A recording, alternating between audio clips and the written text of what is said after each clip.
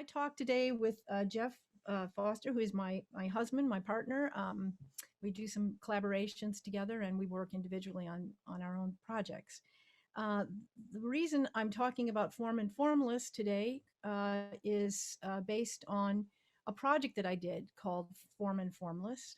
I've done a lot of work with creativity and creativity coaching and things like that. So I'm very interested in the creative process and how it works. I've also been very interested in music as inspiration and healing um, throughout my life. And so my my intention in this is to kind of share all of this information that I have with you and to show you some of the things that I've built upon in my own process. But before I do that, I'd like to start out in a very formless way by getting you all to get into a place of uh, creativity.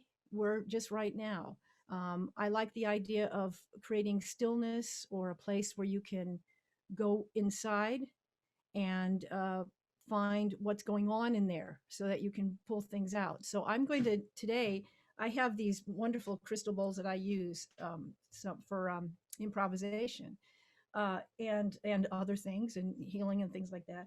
And this is this bowl is called the Laughing Buddha, and it's a for those of you who are musical, it's an E plus 15, and it's supposed to symbolize joyfulness and laughter and centering.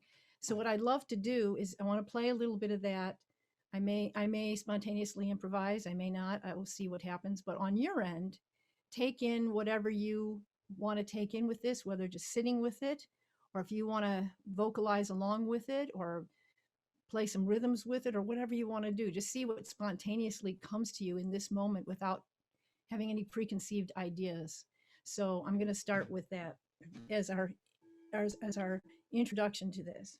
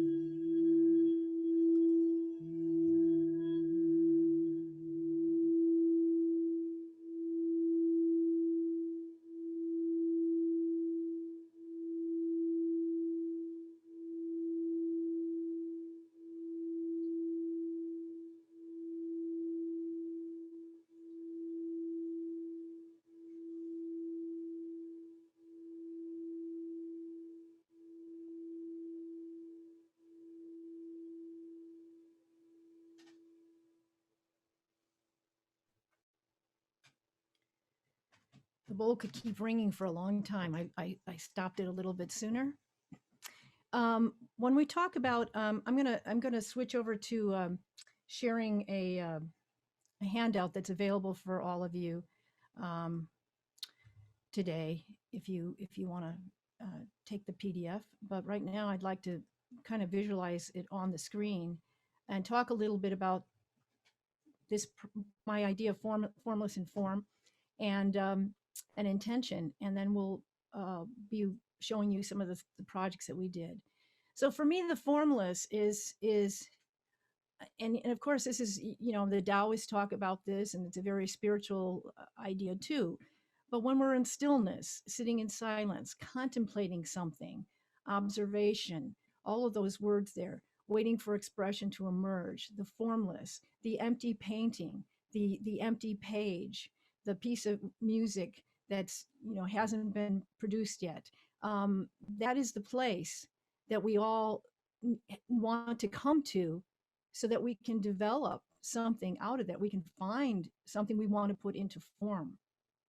And sometimes the frustrating process for people is being able to sit in that stillness, to sit in that moment, to find contemplation.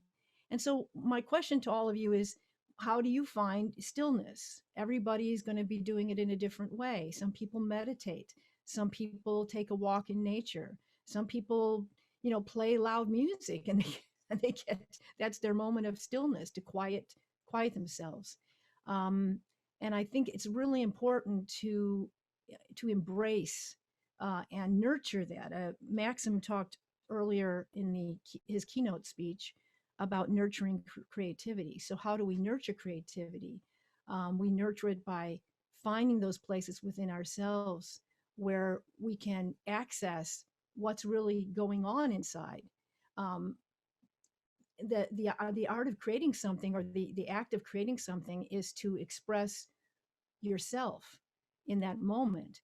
So how do you know what that is? I mean, we can say, oh, I'm going to do this just like somebody else does, and that's fine, but we're trying to find an authentic way of expressing ourselves. um, I think when we create art, it's a reflection of who we are in a moment of time. Because if you talk to some creatives, you can say that, if they look back at their older work, they go, well, that's where I was then. So there is something about us doing our work in the present time of what we're trying to express now in this moment. And I think in order to find that, you kind of have to find a place within yourself uh, where you can really dig deep and discover those things. And without that, sometimes your creativity doesn't maybe go as deep as you might like it to. And then with that said, having that experience, I have all these ideas now. I have all this stuff percolating inside of me.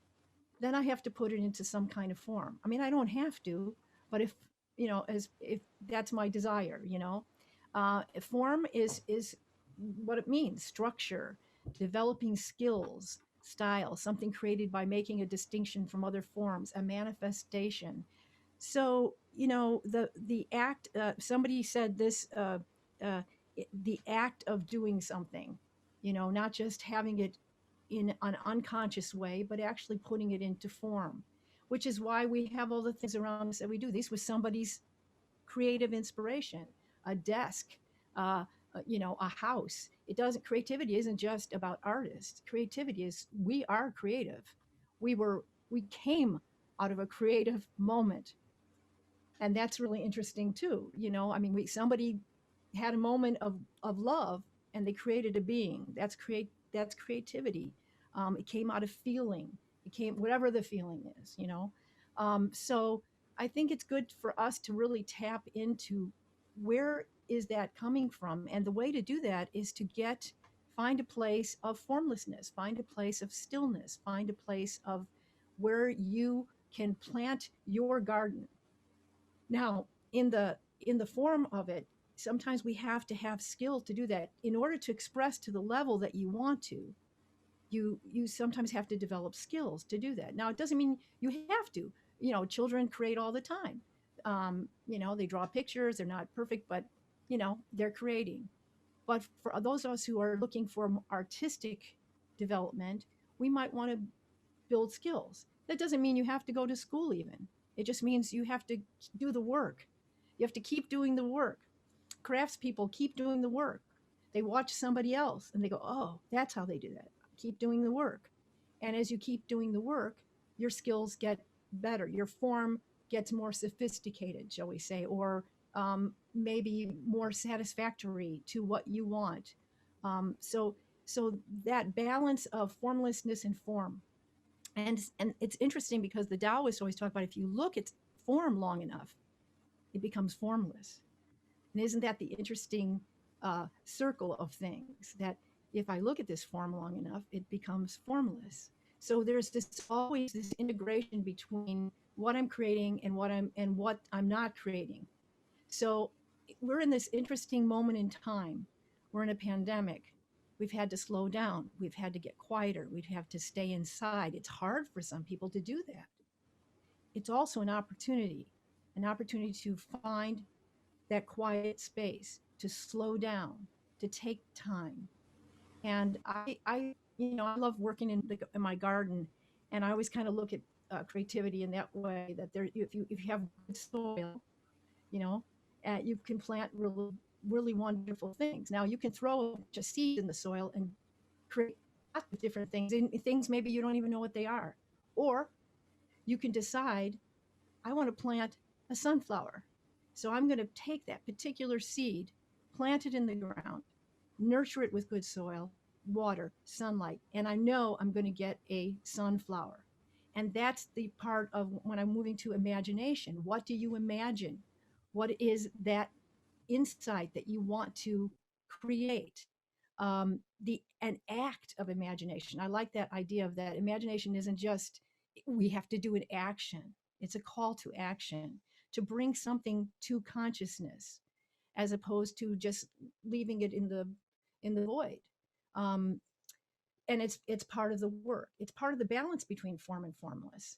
So my question about form: what skills have you developed to support the form you want to do? If you're thinking about creating something, hey, what are you doing to support the form? And there's so many things you can do. You can mentor with people. You can take these workshops are fantastic. We've got now people all over the world. We can connect with people. It's a wonderful opportunity. Um, we can we can just decide to read a book. We've got right now. It's just a wonderful opportunity to learn things and to do things. And you have the time maybe now. Um, Imagination. How are creative ideas conveyed to you? How do you get ideas? I had a friend who used to do the samadhi tanks, you know, and that's they'd come out of the samadhi tank and have a great idea because that's how they got their inspiration. So how are you inspired? What do you do to nurture your imagination and creativity? Um, I think a lot of people think that it just magically happens sometimes, but anybody who does any kind of artistic works know that you nurture creativity. You sit at the piano and you play, and maybe that day things don't come out, but the next day something does. You sit in front of your computer and you write a page, and maybe that day is your best page, but if you keep doing that, you're nurturing. That's part of nurturing it. It also has to do with doing it. So I like to think of it that there's a sort of magical side of this, formlessness, where this idea comes to you, this inspiration comes to you, and then we have to put the work out there. So it's a real balance. It's a juggling balance. And the other thing I was going to say is, you know uh, I took this expressive arts. I got a certificate in expressive arts years ago, and the my mentor of that said, in the creative process, when people are going through it, there's a whole process, and sometimes you have to look at where in the process you get stuck. I thought that was interesting. Well, what do you mean that? She says, well, I look at it as like diving in. You're diving in to the water, you go down deep, you get something, a gift at the bottom, you come and you bring it back up, and then you present it to the world. I said, that's really interesting. She says, yeah. So is your fear, do you have fear about diving in? Is that where you get stuck in the process? In other words, I can't find ideas. Or is it in jumping in? Like I don't really want to make that effort to jump in. Or is it in diving deep enough to really get the gift that's there? Or is it in the process of bringing it into the world where I have to promote it? I have to actually publish the book. I have to, actually, put it out into the world. I have to finance it. So where in the process of your creativity do you find that you get stuck? Because I think, and sometimes it can be more than one place. So that's something to also look at for yourself in your process, because that's the kind of thing that sometimes hangs people up in being creative. Like I'd really like to be a furniture upholsterer, but I'm afraid because I don't think I'm going to be good enough. Well, there's your there. So diving in for you, or I'm really good at this and I make stuff all the time, but I don't want to show anybody my work. And there's nothing wrong with that. But I'm just saying that if you wanted to bring it out to the world, what's stopping you? So I think looking at yourself and deciding in that process, where do I get stuck in that creative process? Because it isn't just about creating, it is a process. So we start with that formless. Maybe that's an easy place for you. You're good at getting still and having a million ideas come through you, but you never develop the skill to put that out there. So maybe you're somebody really skillful, you have tons of skill, you have a hard time getting the inspiration for the ideas, so you want to look at your process and how that works for you. The project that I did, this form and formless, my intention in doing that, I'm going to get to intention here for a second, is my intention in doing it was to really look at that whole creative process and how it works. So intention, what one brings about a determination to act in a certain way, your purpose, your objective. Sometimes people have an intention before they have the creativity. Like, I want to do something good for the world. That's your intention. Or I want to, you know, my father's in hospice right now. I want to do something that honors him. So that inspires me emotionally. Wow. Then I'm connected to my emotions of that. And out of that, I may get that. I sit and get quiet with myself, or however I do that process, walk in the woods, and something comes to me, and then I put it into form. Now I've developed a certain amount of skills in my life, so I can do some things.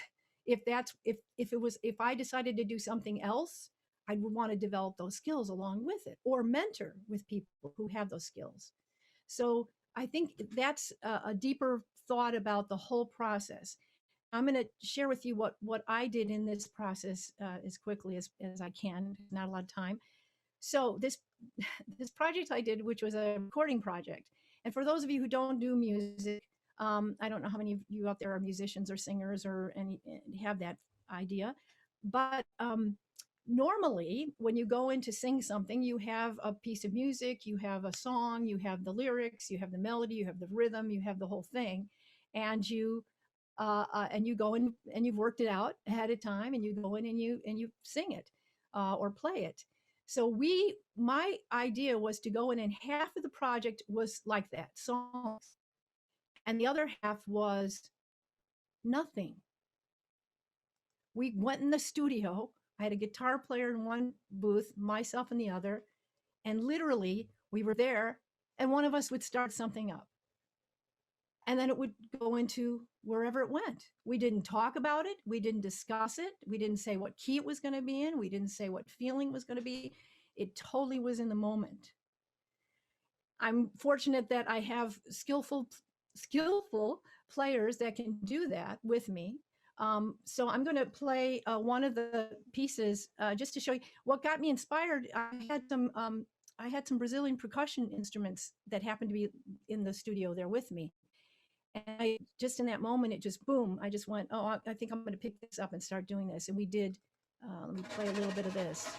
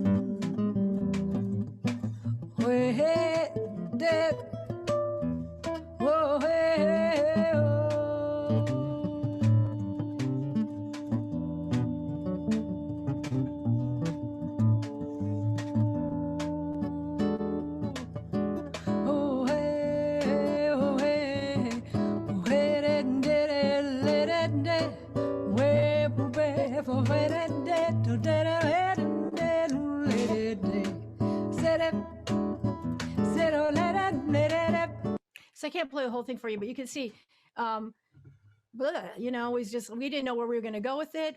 And then we kind of felt the space we were in. The rhythm came out. We didn't talk about creating that rhythm. We didn't talk about it being bluesy. We didn't talk about anything. So that's a pure place of spontaneity, which I think the act of spontaneity keeps you creative. It's a way to practice because you dig in, you find things. Just like starting with that bowl, I don't know. I just sang what I felt in that moment. People who work with music healing, they talk about doing chanting and things like that that bring things out of you, and you find whatever spontaneous thing works for you. Maybe you like to play music and just dance freely. Maybe you like to just free write, but that spontaneity will bring ideas to you. So that's a very important thing to use, and not just think it's just going to be there anytime. I mean, just develop it, keep working on it.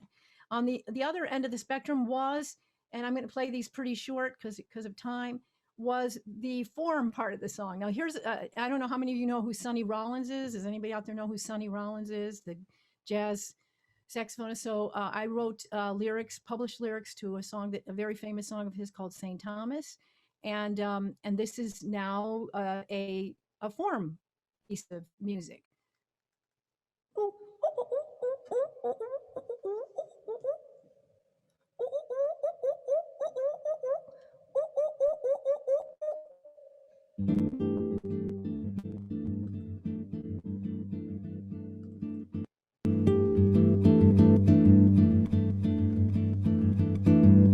St. Thomas, the place to help you sing out your song. The place with the morning sun that shines all day long. Shedding light, feeling right for a while on St. Thomas Isle. Along with the serenade of gulls out at sea. The music around us, nature's own symphony.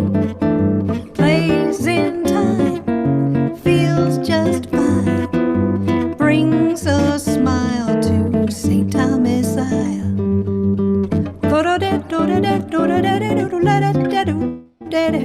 So that I wrote the lyrics to that, so that was a creative process for me. But you can see that's totally, your typical. I wrote, did a song. The other one, so half of our CD was songs like that, with one guitar player playing the songs. The other guitar player did all the free songs. Now, any of you are familiar with the Tai Chi symbol? So each one did one freestyle one and one song. So we kind of made it like the Tai Chi symbol in our music. And so that's one. That was what encouraged me, or the intention I had in creating that particular project. And then Jeff and I had, because of that project, I did a song there, a free version song called Fiona Flanagan's Fable, and it inspired Jeff. I'll let Jeff tell his story about why he used that for his drone footage. Yeah, I was obviously involved listening to her recordings, and this one just gave me the feeling of flight for some reason, the way that it flowed, and I just was envisioning flying like a bird. And so, you know what? I've got a bunch of drone footage I've shot of nature in different places and things and in our area. And I thought, let me see if I can put something together here. And we collaborated on this and kind of went back and forth with it, and it came out, yeah, I think pretty well. Again, this is the music piece was another one of those free moments. We had no idea what we were going to do. This is, and I mean, it sounds like a song we wrote, but it was on the spot. So So I'm going to share the screen yeah. now, and we'll play.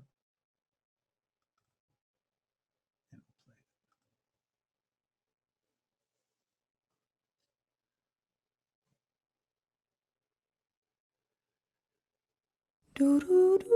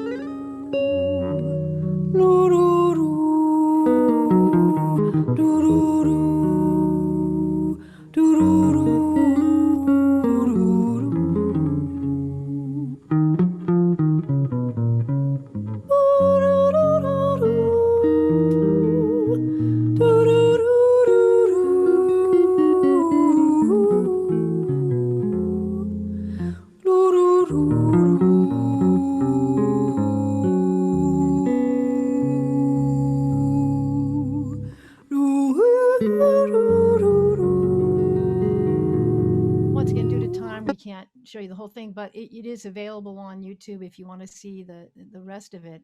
And then out of that, just our most recent project, which was inspired by this workshop, was I wrote some music to just the opposite. He heard my music and he had a visual. He sent me a bunch of photography, and I had an auditory experience with what I saw, and so we wanted to show you how, you know, back and forth that can work. And also I also wanted to, which I didn't say earlier, but the importance of collaborating together, because sometimes what creates ideas is someone else working with someone else, and they inspire you to do something. And I think that's a really important part of the creative process is being inspired by each other or other things Yeah, around us.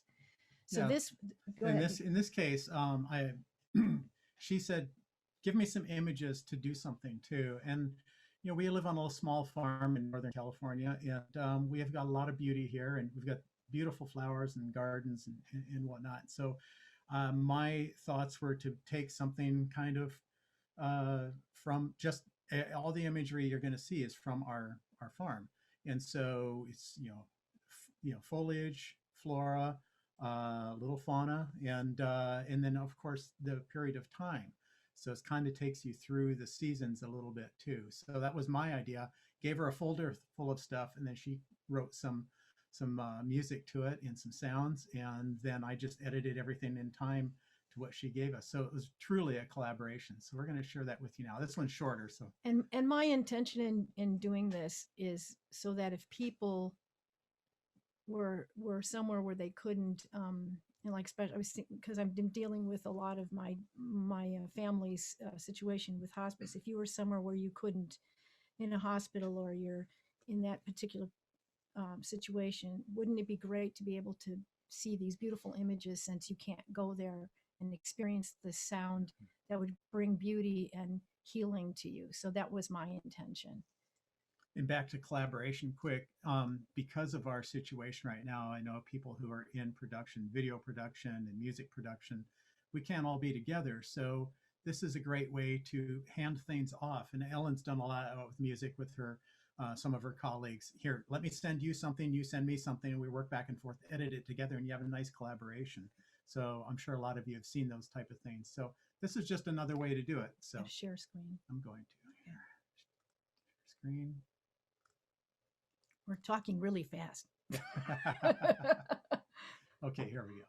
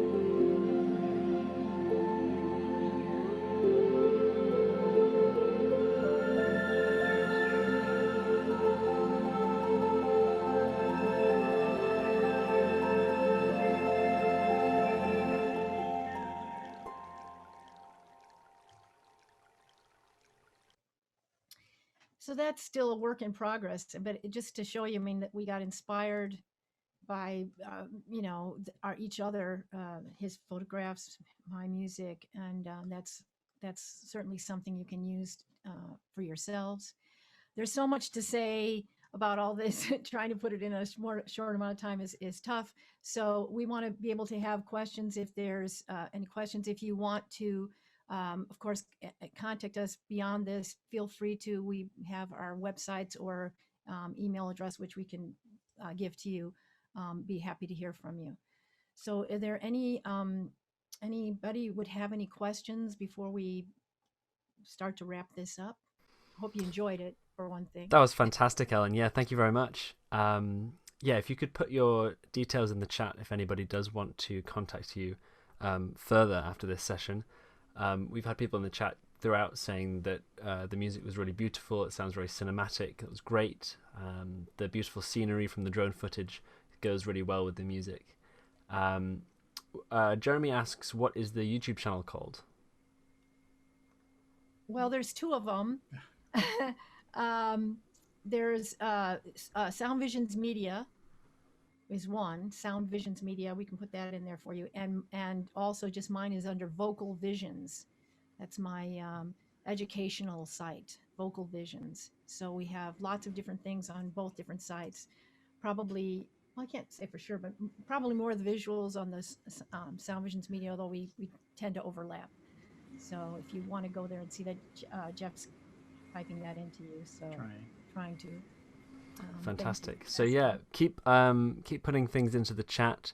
If anybody else has any questions, we've still got about 10 minutes left of available time of this session before we wrap things up here. So if anybody does have any questions, this is the time to ask those. I see a hand up. Gendra? Yes, and if Gendra, if you want to unmute yourself, if you want to actually talk, that's absolutely fine. Awesome, thanks. This was really cool.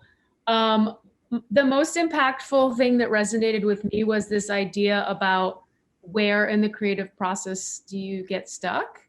And the analogy that you were giving about the diving in and how deep enough and all that.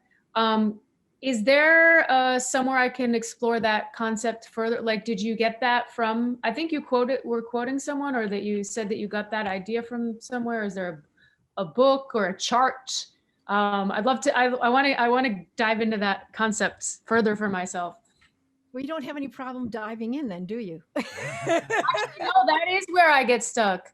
I have lots of skills, but it's the initiating of the idea. I actually work as a cinematographer, and I'm not a writer director because I'm not an ideator. I don't have, my gift is not getting the original idea starting. My gift is supporting and collaborating others once I have a starting point to get my wheels turning. But where I get stopped, it would be the dive part.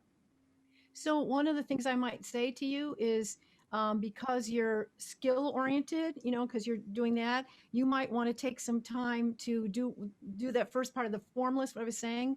Find what places that you can get still, that you can get inspired, that you take that time for yourself to nurture that. There was Julia Cameron many years ago. You guys probably know the book Artist's Way, and she used to say, get up in the morning and write whatever comes out of you. I think you're a real good candidate for that thing I was saying about the active spontaneity of doing more spontaneous things, because obviously you're good at, organizing and skill set and all that kind of thing. So I would say do more spontaneous things within your art, within whatever artistic realm you want to do. And also here's a part I'll just share with you. With me, and where I get stuck is I get judgmental. So I've got a good skill set too, but I go, oh no, I look at my other colleagues and I go, oh no, that's not good enough. I can't put that out there. Even doing this today with the short project, it was like, oh no, that's not really, I drive him crazy. I go, you can't put that out there. It's not mixed right. And so I think that's one area for a lot of, some people don't have that filter at all, and they could use it. But,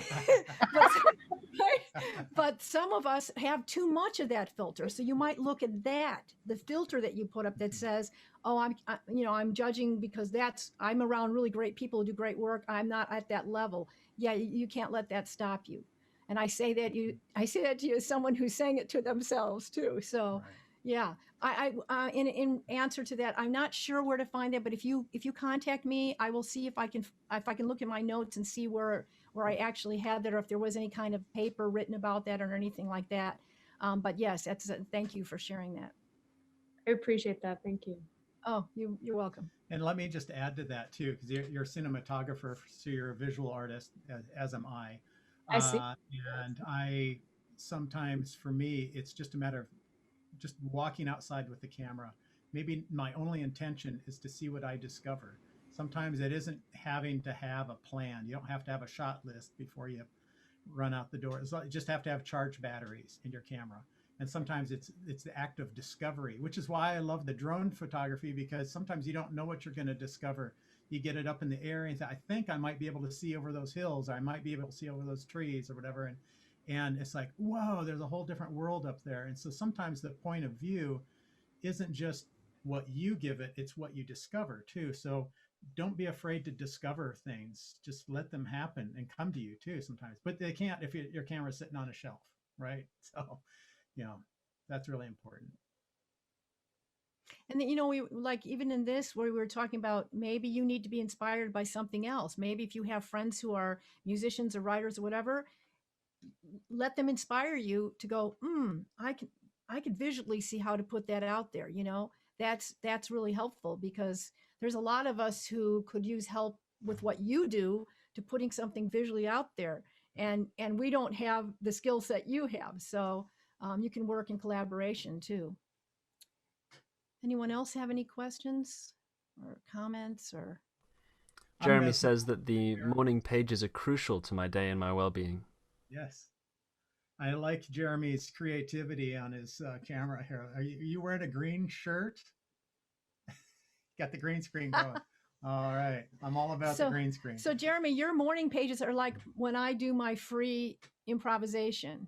I'll just sit down and let stuff come out, and that's my morning pages. Because I tried to do morning pages and it was like, that didn't work for me. But that works for me. It's like somehow that gets stuff moving out. And here's the thing about it. It's like, don't do it with the idea that, oh, if I do that, this idea is going to come out. No, it's what you're doing is you're getting all the junk out so you can clear your consciousness so that things can come through you, that you really want, because we're inundated with emotions and thoughts and everything like this. And the whole idea is to get some of that clear so that you can get a real connection to what really does move me. What do I really want to put out there? And to me, it's I wrote this too. I think we create because we want to we want to share our human condition. We want to be a witness to our existence or our consciousness. That's a powerful statement. It's like, we want to, sometimes I ask myself, why do I even do this? This is so frustrating, or oh, I see. Anytime I do something, it reflects back on me and it shows me who I am and what I am. And I think that's a great reason to do that. Oh, Jeremy, you have a question?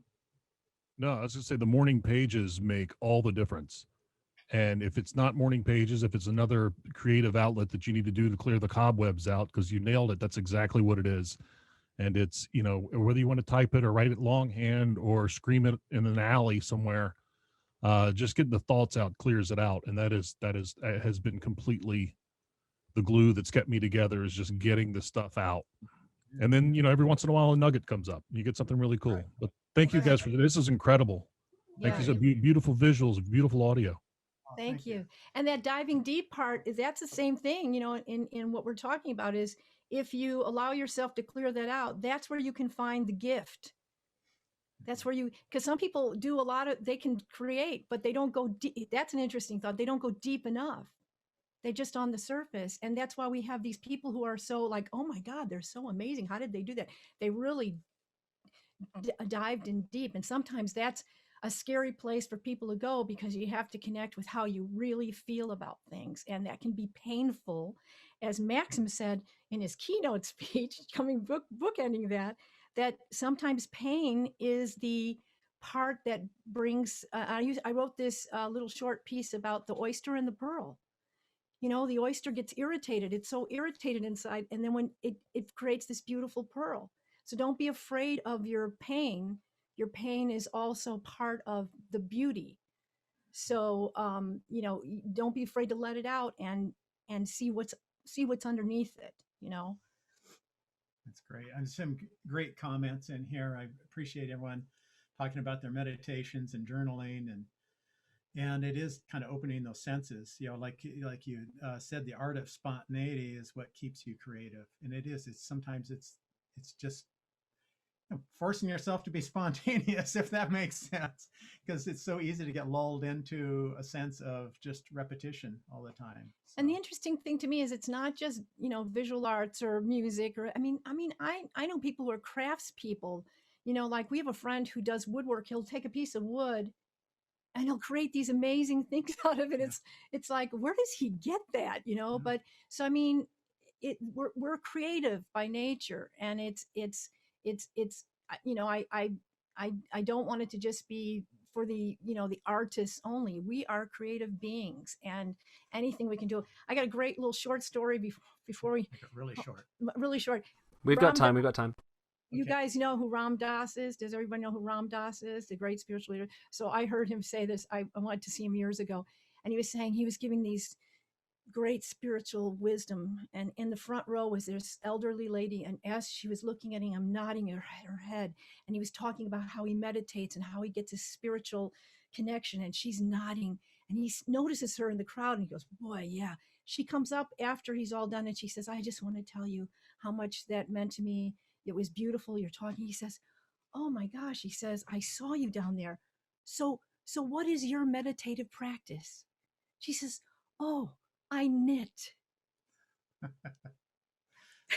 and he just said, oh man, it just made me realize anything can be a meditative practice. I knit. That's how she got there. So find what works for you, and that's an exploration in itself, and it changes.